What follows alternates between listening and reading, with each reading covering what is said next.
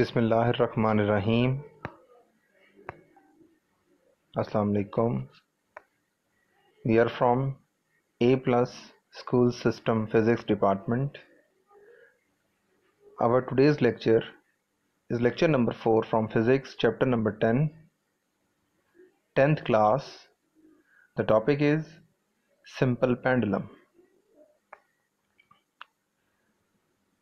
The review about our previous lectures. In our last lectures, we discussed following points. Number 1, the definition of simple harmonic motion SHM. Second one, motion of mass attached to the spring. And the third one is ball and ball system. हमने अपने पिछले lectures में simple harmonic motion की definition, mass attach to the spring को discuss किया। First इसकी example बनी। Second example थी हमारी बॉल एंड बॉल सिस्टम, उसे हमने डिस्कस किया। हमारे आज के लेक्चर में our today's concept is about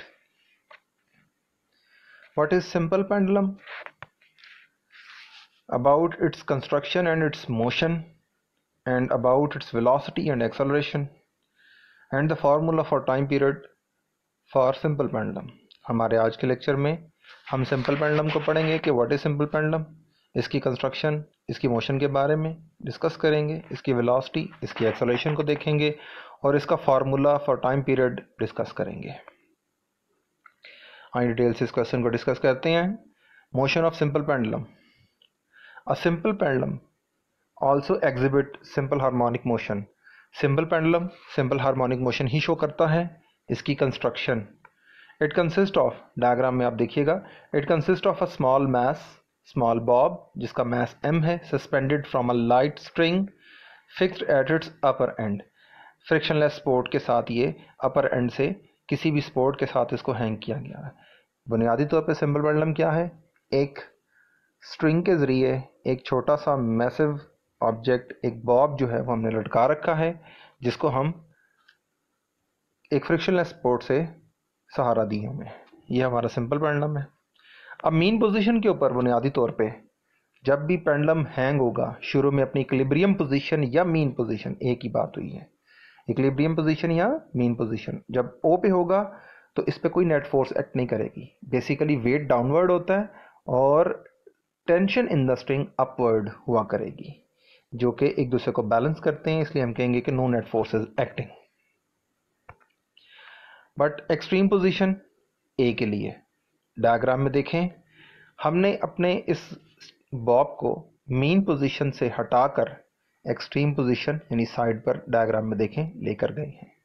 अब इस दौरान इस पर जो फोर्सेस एक्ट करेंगी मैस एम के ऊपर, बॉब के ऊपर, सबसे पहले उसका weight m g downward diagram में ब्लैक कलर के एरो से शो किया गया, जबकि टेंशन द स्ट्रिंग टी ऊपर की तरफ, जैसे कि डायग्राम में दिखाया गया। अब हमने इसमें अपने एम जी को यानी वेट को इसके कंपोनेंट्स में रिजॉल्व करना है और दो कंपोनेंट्स बनाने हैं, जैसे डायग्राम में दिखाया है, एम जी कॉस थीटा और m g sine theta. M g कहाँ से आया? You know W equals to m g, weight का फॉर्मूला है।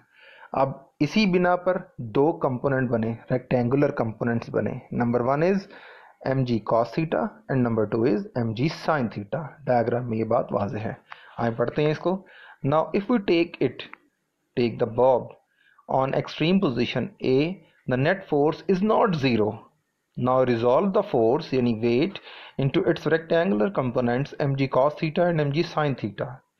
Tension T and mg cos theta are equal but opposite, so they will cancel each other as shown by the diagram from red color lines. ये red color की line से आपको show हो रहा है कि mass m के Bob पर mg cos theta एक कंपोनेंट और टेंशन T दोनों इक्वल बट ऑपोजिट होने की बिना पर एक दूसरे को खत्म कर देंगे। सिर्फ एक कंपोनेंट बचेगा एम जी साइन थीटा, जो ब्लू कलर की लाइन से शो किया गया डायग्राम में। तो एम जी साइन थीटा होगा जो इसे वापस ले जाने का बाइस बनेगा, रिस्टोर करने का, वापस ओ पे ले जाने का बाइस बनेगा। The component of weight m g sine theta is directed towards the main position and act as restoring force. Due to this restoring force the bob starts moving towards the mean position O. इस वजह से Bob वापस ओ पे आता है। बड़ा important point है ये। इसके बाद आगे मीन पोजीशन पर ये ठहरता क्यों नहीं है, आए देखते हैं। At mean position O the bob has got the maximum velocity. इसकी वेलोसिटी सबसे ज्यादा होती है, बड़ी तेजी से आ रहा होता है। एंड ड्यू टू इनर्शिया, यानी अपनी मोशन को कायम रखने की कोशिश में ये स्टॉप नहीं करता ओ पे, बल्कि कंटिन्यू कर जाता है to move towards the extreme position B. आप देखें टेक्स्ट में भी ये लिखा है, at O the bob has got the maximum velocity and due to inertia it does not stop at O, rather it continue to move towards the extreme position B। इसके बाद अब O से आगे जाना है इसने दूसरी एक्सट्रीम पोजीशन B की तरफ। अब मूव करता हुआ आ रहा है O से, O पर इनर्शिया की वजह से ठहरा नहीं है मीन पोजीशन पे और आगे निकल गया टुवर्ड्स B। अब आहिस्ता आहिस्ता इसकी स्पीड कम होगी क्योंकि ज़मीन खींचती है, ग्रेविटी पार्ट प्ले करती है, और फिर उसी तरह से कंपोनेंट्स बनना शुरू हो जाते हैं, एम जी कॉस थीटा और एम जी साइन थीटा, जैसे पीछे डायग्राम में पहले आपको दिखाया। So during the motion towards B velocity of the bob decrease due to the restoring force. Velocity of the bob become zero when it reach at B. B पे पहुंचकर ये ठहर जाता है, वेलोसिटी कम होती है, थोड़ी देर रुकता है, वहां पे ठहर के वहीं पे नहीं रह जाता, बल्कि बी पे पहुंचकर थोड़ी देर को रुकता है और फिर वापसी सफर शुरू करता है। क्यों कि दोबारा से restoring force m g sine theta जो है वो इसे पुश बैक करती है to the bob to O. इसके बाद इन दिस वे, अब डायग्राम के अंदर आप देखें साफ नजर आ रहा है कि बी से वापस जब ओ पे आया और फिर ओ से दोबारा ए, इस तरह से बॉब कंटिन्यू करता है अपनी to and fro motion about the mean position O and exhibit a simple harmonic motion. इसका मतलब ये हुआ कि mass attach to the spring की तरह, इसी तरह से बॉल एंड बाउल सिस्टम ही की तरह, इसी तरह से सिंपल पेंडुलम, ये तीनों एग्जांपल्स बनती हैं किसकी, सिंपल हार्मोनिक मोशन की।